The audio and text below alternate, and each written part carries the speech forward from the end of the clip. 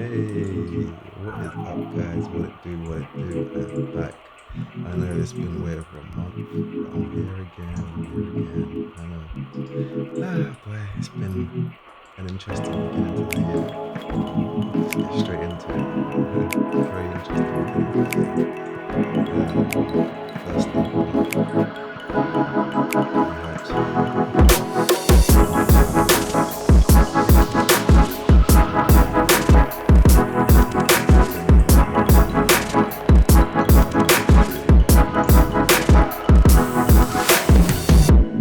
First day of the month, we had for the first day of the month of the new decade for that to happen, guys. It's just you guys can hear me and stuff. I'm not sure if that guy was screaming or if that guy was just sad or both. But yeah, it's just I'm not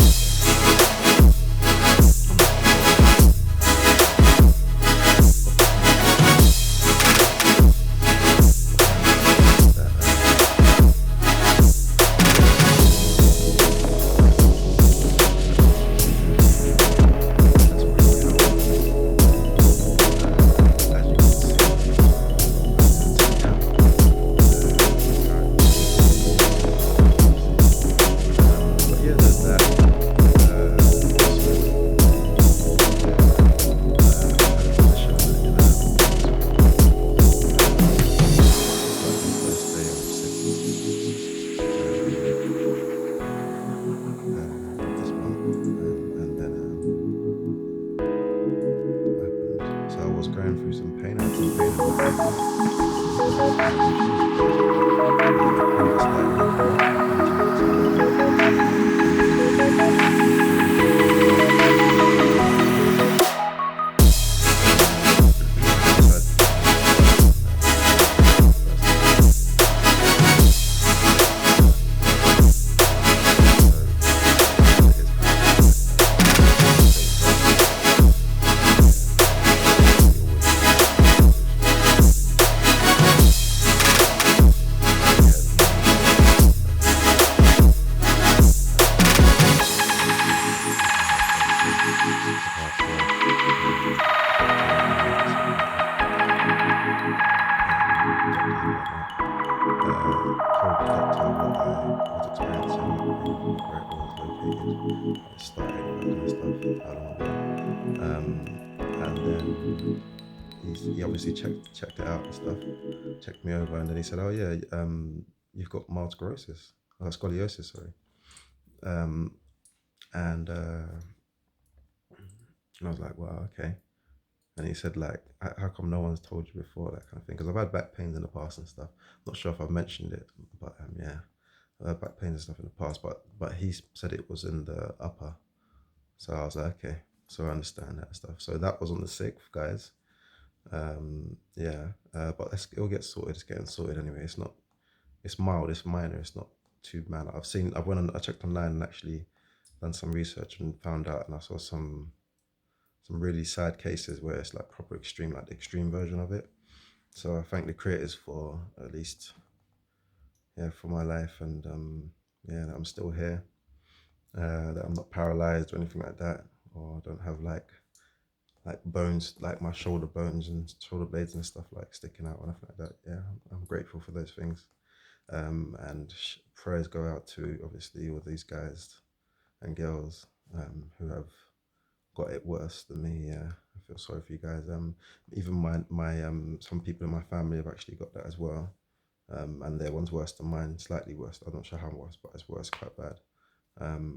Because the thing I've noticed is it comes in different. It affects the spine in different ways, and it's all to do with the tension of your spinal cord and whatnot, and how it reacts. So I'm pretty sure they could, you know, come up with something.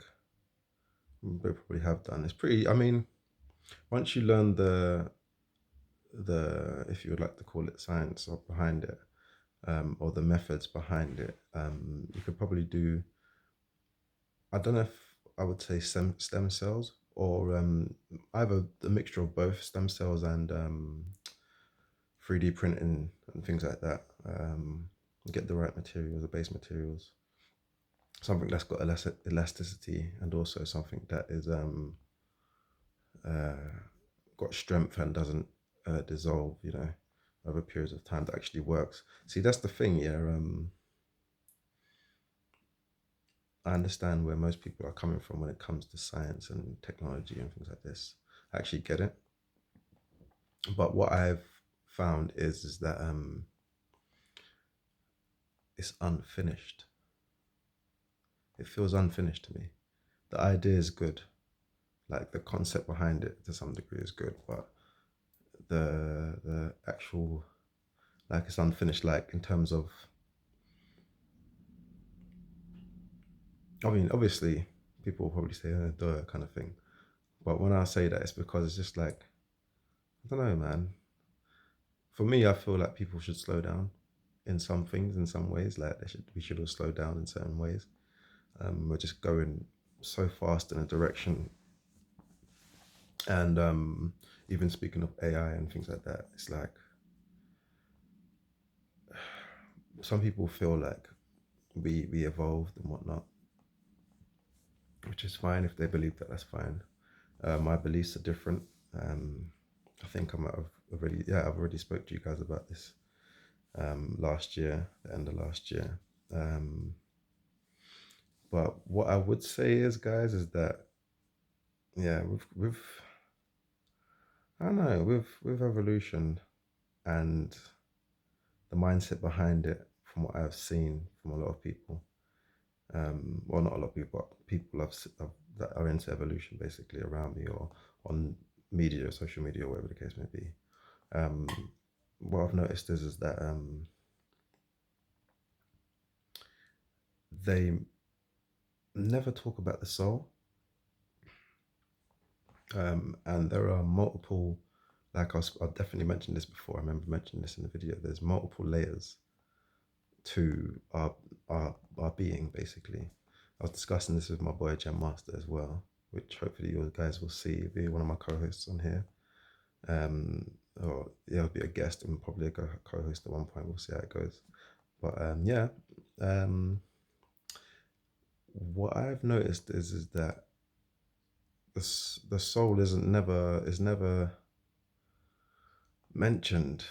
You know, it's almost forgot about, because everyone's on this pursuit of science. Like, let's get this physical evidence and then let's break it down with our own cognitive minds and do this and do that. What they don't realize is that they're going in one direction, and the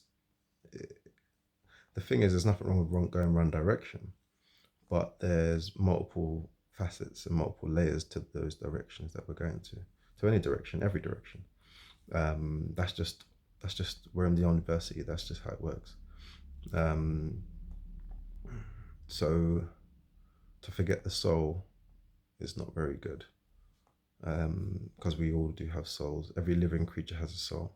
Um, Shouts out to Joe Rogan and whatnot, Joe Rogan Experience, and some of his guests on there as well. But from what I can tell, even his belief, like Joe, your belief, from what you're saying, is that, what was you saying? And you're saying something like AI is the next stage or next phase in evolution. Now, what I was saying is that, well, if you're not obviously aware of my show and whatnot, I've just started it, so I'm brand new, so you might never even hear this. But what I found is, Joe and guests, that evolution, the evolution model itself, is an unfinished model. It's still a theory. I mean, yes, you can explain a Big Bang, which is a beginning, in a sense, of what do you call it, of our experience, but that's just our experience in this side of space. That's just one, what you'll call Big Bang. What I'm talking about is more of a creational side of things. I'm a creational. I believe in the creation model, basically. I believe that there's also a Trinity, which my guest, my what do you call it, my peeps, my followers on here, would my subscribers and stuff, they would know about me already. They'll be aware of those things. Yeah, and the reason why I say that is simply because with creation, there's actual proof. Everything is created perfectly. Um, Nothing has evolved, because otherwise you would see proof of it. You would actually see evidence. And I would say, people might say to me, like, you might even say this, um, you know, there is proof. They've got all these different bones and they've carbon dated it and backdated it, all these things and whatever. But what I'm talking about is in creation, you can still have all of those different types of species, yeah, that were humanoid or whatever you want to call them, bipedal or whatever the case may be. Um, but at the same time, you're also missing out on the soul. You're missing out on all the different other sides. And the reason I say that is simply because with the creation model, you can fit all of these different you can fit basically, what's it called, you can fit the Adamites in there, you can fit all of those different things. Like, creation model fits into religion as well, most religions, the three main religions for sure. But also they actually you have the actual physical proof, physical evidence of um of creation, basically. And because creation and is also the opposite to destruction. Um, so they're a translation of each other, basically. Um, but from an opposite side, from a from a mixed verse, if you would like to call it that. Yeah. Um, but I'm getting off topic. To be honest, the point I'm trying to make is that with creationism, or the creation model, versus the evolution model. Some people try and say they fit into each other and they're one and the same, but I would beg to differ, because with the creation model, I can see the clear evidence, as in as in every creature is like, if right. So I'll give you an example. Let's say uh, we was to follow the evolution model for a second. Yeah, evolution model says that single-celled organisms, uh, what do you call it, separated, then collided together, or whatever the case may be, created a big bang, yeah. Then light and all that stuff and life or whatever was all spread out. All the elements and stuff was all spread throughout the universe, the known universe, yeah. Um, but when you actually have a look and you actually see, like, let there be light. Now we know that light allows you to have a full experience to some degree, or more of a full experience. It allows you to have a light experience, pretty much. Yeah. So therefore, you can create. Creation can be noticed. It can be measured. If you was in a dark place, you wouldn't be able to measure time. Which is what space is. Space is just literally, it's just emptiness. It's just the space in between. We have space within us. We have space around us. We're literally made of the things of the omniverse. We have all of it in us, like everything. That's another thing I was discussing with my friend as well. Um, the fact that we have all these different elements in us. We have dark matter, we have light matter, obviously. We have electric in us. We have thunder and lightning. We have like fire. We've got like, not fire necessarily, but heat. And we do actually have some sort of fire, because some people do spontaneously combust, or what they class as spontaneous combustion. But yeah, no, it's, for me, what I've noticed is that the creation model fits the soul into it, and with the evolution model, what I was trying to say, with the evolution model, it doesn't fit it in, because it's not allowed to fit it in that sense, because two organisms can't create a soul, basically. Two single-celled organisms can't create a soul, because the soul is something that is non-physical, but celled organisms, as far as everyone is aware, are physical.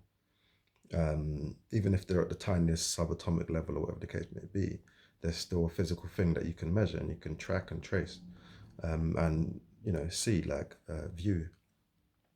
Um, Now, with that whole system, you would see that like the creatures of Earth, or whatever the type of creatures that are here on Earth, in the sky, in the sea, wherever the case may be, under the ground.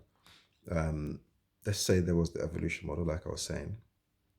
Now, the evolution model would say that um, we evolved from, well, the latest thing is, well, all right, so the oldest thing, the old model was that we evolved from apes or ape-like creatures or whatever the case may be. They got Lucy, they got all these other different things like that, yeah. The creation model would say that Adam and Eve were the first perfect expression, the first perfect version, if you'd like to call it, man and woman, yeah. Now back to the evolution model again. Evolution model would say that every species has a well, logically you would say every species has its own growth rate, its own life what's the word, life limit, if you want to call it that, and it will expire in terms of the physicality. So, and also that it also evolves, yeah, at its own rate as well. Because as far as we know, creatures on Earth, we all have our own growth rates, and then we sort of balance ourselves out in maturity. That's what we call maturity, or adults, or whatever. And then we revert as well. Yeah. So basically, where we was a baby, we would need to be looked after, and then growing up would need to be managed until we're adults and we can manage ourselves. Now, when it comes to that, when you become an adult, when you get old enough, you have to, most times, for some people, or most likely, they tend to need help the older they get, some of them even can't hold their bowels, and they have to wear a nappy again, which is sad, but it is what it is, kind of thing. But at the same time, it's like, that's like, there's no real evidence of evolution, because let's say you had these global cataclysmic events, which we have had this, and the physical evidence is there, and they've proven it even through science and stuff, modern and older science. So basically, it's part of our history on Earth. So with those things, everything would wipe itself out again, and then, what do you call it? Then it would. I'm trying to do this evolution model like justice as far as I can, but because it doesn't make no sense, I'm trying to make it make as much sense as I can, but it doesn't make sense really. But yeah, so because of the extinction events, yeah, life would stop, yeah, or not stop, but life would reset, it will start again. So in evolution, they don't really talk about the coding, and we're talking about genetic coding, molecular genetic coding, submolecular genetic coding, and all the in-betweens as well, because yeah, they're not got there yet in science and whatnot, but they will eventually start to, or maybe they have got there, but they just haven't said anything. Because they've gone subatomic, we know that much, but they haven't checked out some other stuff, I don't think. And I don't think they're really talking about what they've actually uncovered and stuff. But that's neither here or there. So the evolution model would suggest that when these single-celled organisms do come back from a primordial soup or an ooze or whatever you want to call it, they would reset. Yeah.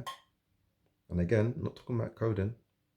They didn't mention it anyway. They don't mention coding like that in that sense until later on. They start talking about genetic coding, but they don't mention it in terms of the evolution model, in terms of like basically directly attached to that kind of thing. They always talk about it in hindsight. But what I'm trying to say is that yeah, with that model, it just don't make sense, man. It actually evolution. Some people say that evolution.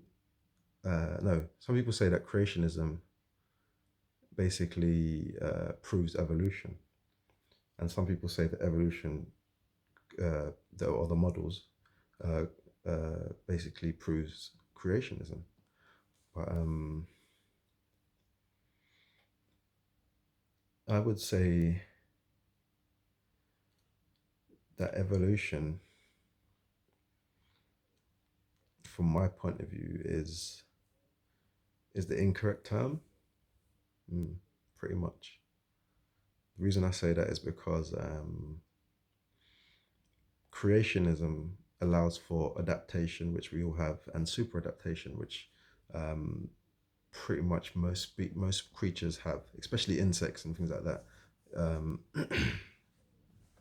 And I'll explain what I mean by that, and I'll go back to the creation model.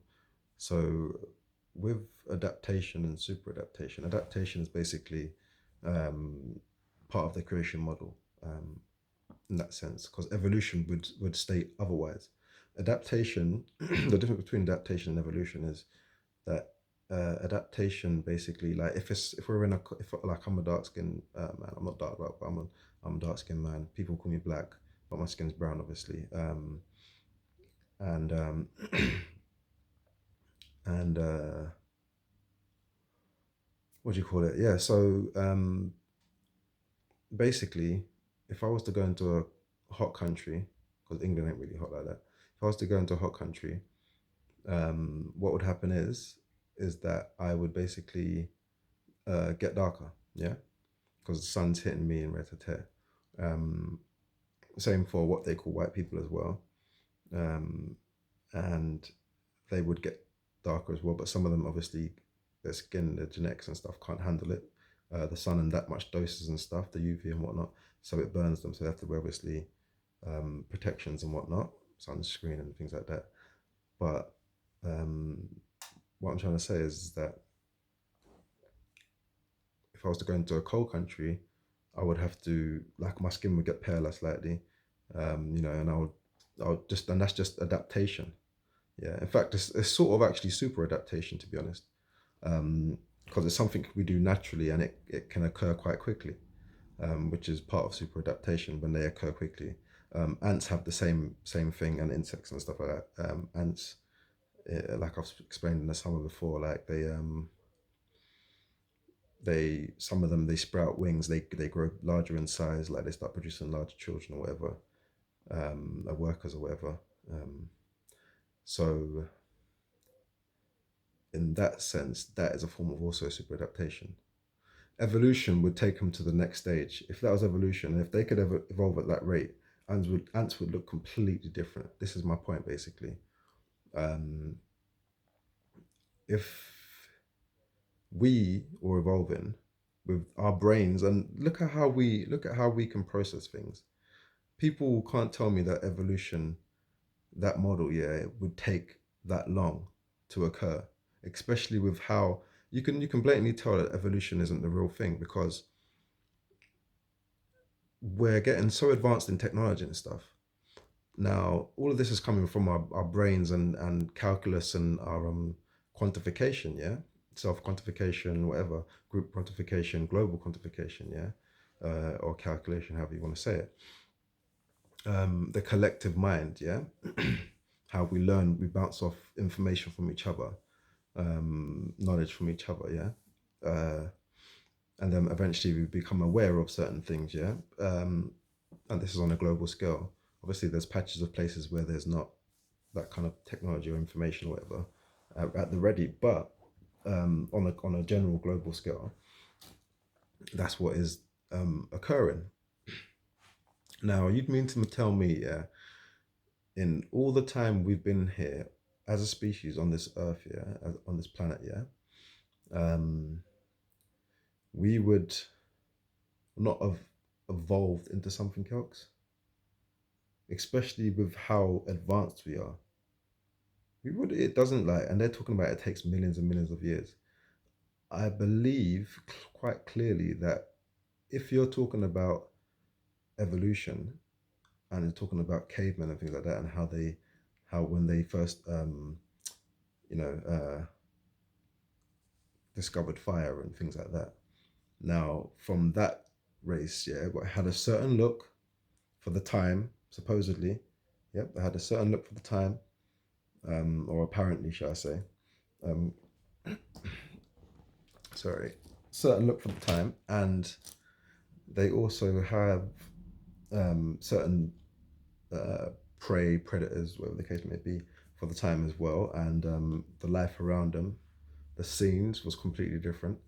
So you could imagine like those things at that time in the evolution model would have been a certain way.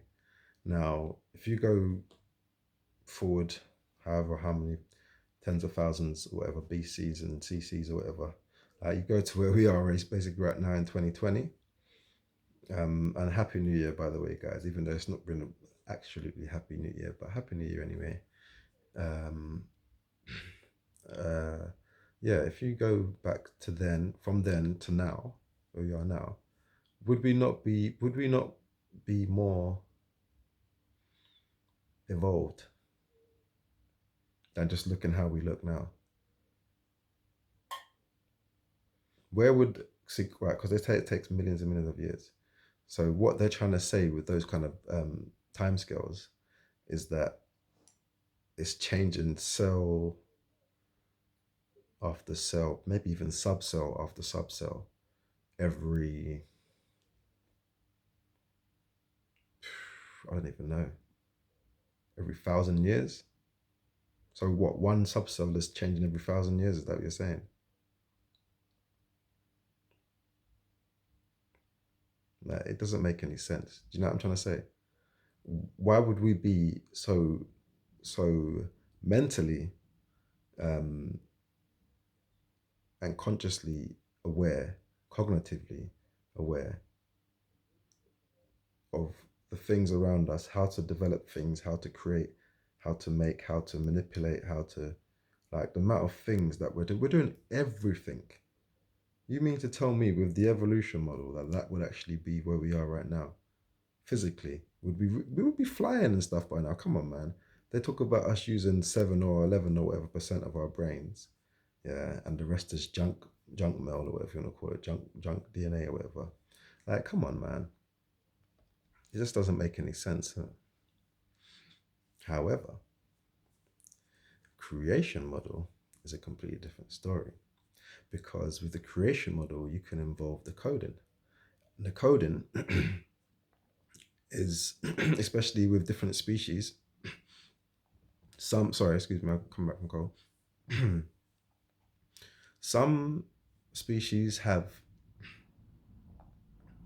well, every species has limiters on them.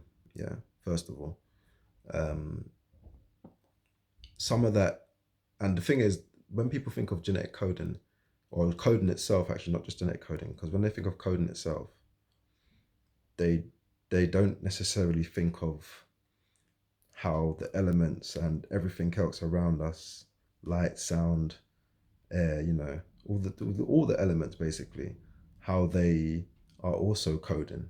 They've also got their own codes. Um, and they also got their coding also involves adaptability as well. and super adaptability, like, because they've got a bit more freedom as well. Like, their whole bodies, they're huge, and they work as a collective as well. Like water works as a collective. If you put water from one thing into another thing with water, they're just going to become. It's just going to be water. So they work as a collective. Same as air, same as fire, like same as earth. All the elements are exactly the same in that sense. They work as a collective, but they can also be a singular as well. They can work as a singular. So basically, what that means is that with the creation model, even if you was to say we came from a single cell, yeah, we got created from a single cell, which I don't believe to be. I mean, it's true, but it's not as simple as that. Like they make it seem like I'm trying to say that's the evolution model, but with this one, I'm trying to say is that with the creation model now, you actually have bodies. Yeah, we've got bodies, but then you've got the coding, and then you've got the coding that fits those bodies, which is around the elements. Yeah, that's the elements, that's the surroundings, the nature around us. All of these things is coding. So if you want to call it a matrix or whatever, that in that sense it is a matrix because it's literally just the coding basically. So what that means is that we actually there's grand design basically, like, and with grand design that completely cancels out evolution. And even in the evolution model again, they say it starts with this single cell organism. Who created the single cell organism? I'm waiting. That's what I want to know. Make me aware of who created that single cell organism in the vastness of nothing. How did it even get there? Tell me. It goes back to what I said earlier. The omniverse has always been. It's immortal. Yeah, there's no stopping it. It is what it is now, yeah. Yeah, so it is what it is. Everyone just needs to learn this, like for me, I find yeah, this is why I find like the evolutionary model flawed anyway. It's got a lot of gaps and holes in it. And it's a theory after all.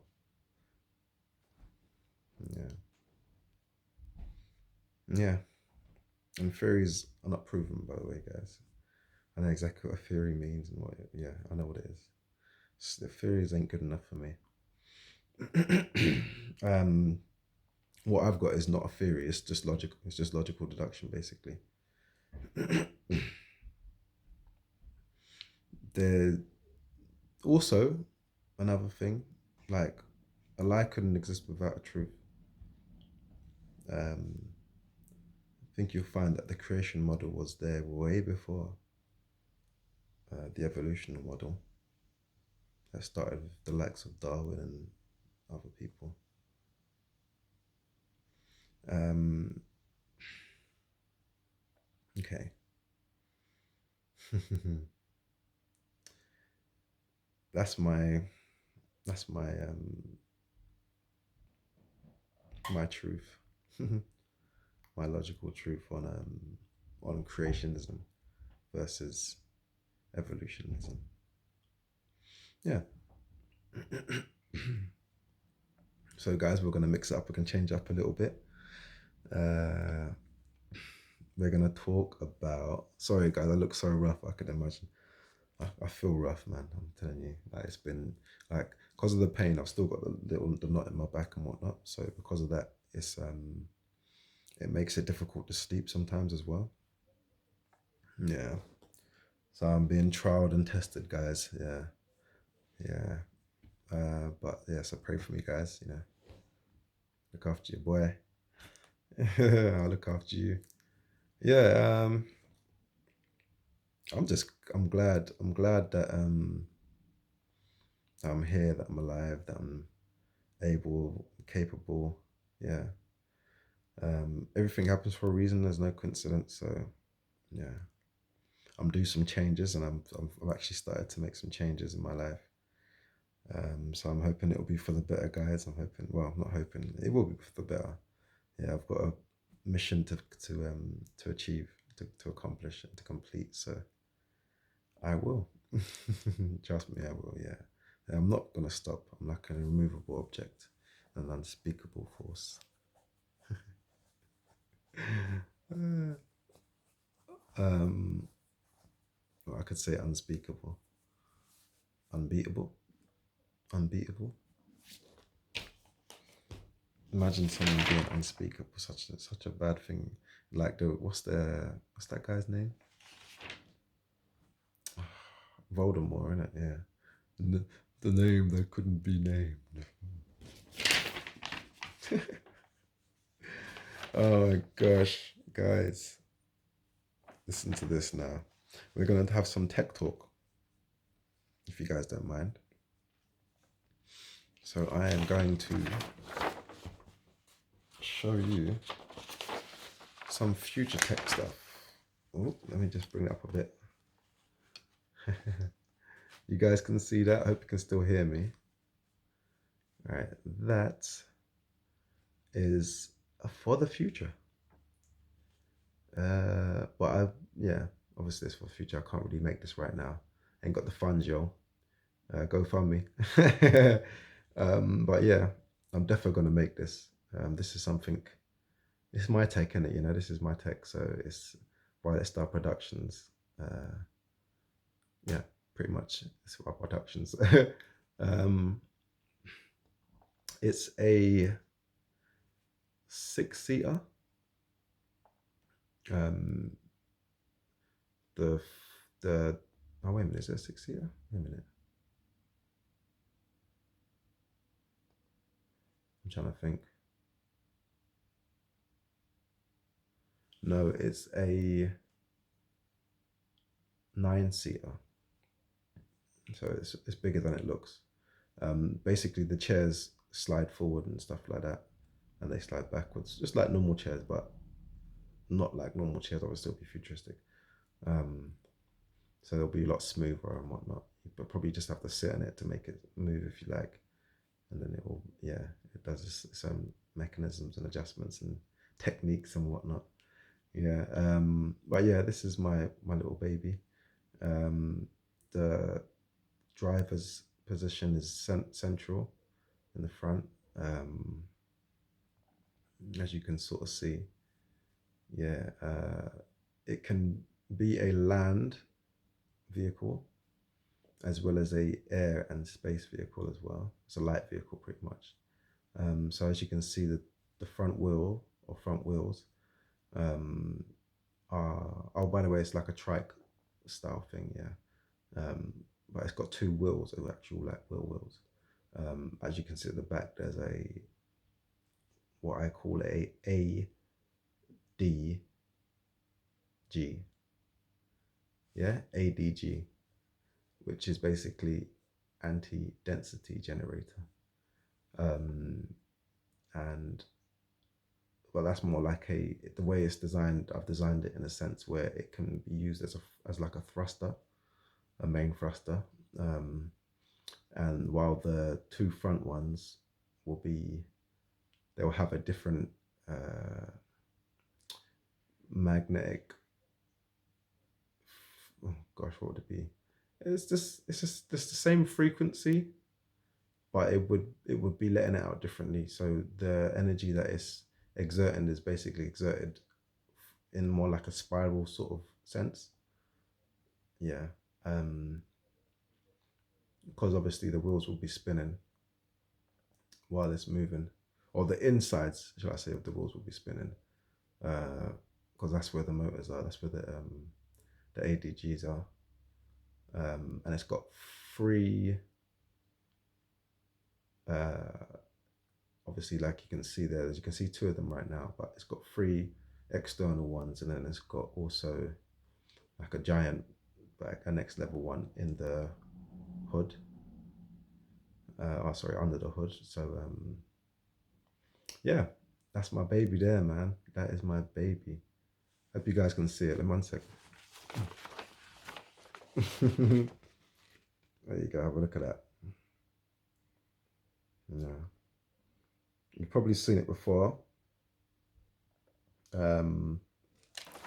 Yeah, it's got suspension at the back, obviously the front as well. Yeah, it's pretty streamlined, pretty aerodynamic. I designed it that way. Where I mean, I would have liked to design the front, but yeah, I didn't have the paper at the time. Um, I done the color scheme so you can see the difference in the parts and whatnot. It's just pop makes it pop a bit more basically. But yeah, guys, yeah, like the video, subscribe, share if you like this picture and if you like what I spoke about so far. Yeah, man. Let me know. Oh no, wait! I said it's got three main boosters. I was wrong. It's actually got. I think like it's got seven. Wait, hold on. Yeah, it's got seven because you see there. Hold on. You see there. Oh, where am I? Right. You see here. Um, these two thrusters have another two adjacent to them. Um, so that's another four. So obviously, yeah, altogether it would make seven. Um, so it's got a lot of power. Basically, it's got a lot of torque and whatnot. Yeah. So that's that baby. I actually don't even know what I've called it. I don't think I've called it anything yet. I need to design. I need to figure out a name, give it a name, so it can have some life, you know. But yeah, it's electric paneled and all that stuff, so it can generate electricity. Um, yeah, just as a push of a button or a pedal, whatever the case may be, however you want to design it, or have it designed. Yeah, that's my little piece of future tech there. Like I said, it holds 9 people. Um, Chairs move back and forth pretty cool, and they're really secure and steady. Yeah. Mhm. Yeah, guys. That's my little baby. If you guys have got any ideas of what I can call it, yeah, leave them in the comments. Let me know. Yeah. By the way, if you can't make any comments, if you can't like, if there's no button for that or whatever, you can send me a email at violetstarproductions@live.co.uk. Yeah, and I will get back to you because I am Professor Omni. I'll be checking it out and seeing. Yeah, if you can't get back to, if it doesn't work on there, you can also try my Instagram as well, which is Professor Omni VSP. Yeah. So type that in. You'll see me. I'm Inventor Supreme. Yeah. So just have a look on there and also just write me. Yeah, and just let me know what I go on. Let me know how you guys are doing. Yeah. How was your New Year? Because my one was interesting. Yeah, to say the least. Yeah, I had some interesting last year stuff as well, which is still getting sorted out. It's all in correlation actually to everything else, funny enough. But yeah, man, it's crazy, yo. Yeah, it's just crazy. What else can we talk about, guys? We can talk about Supernatural.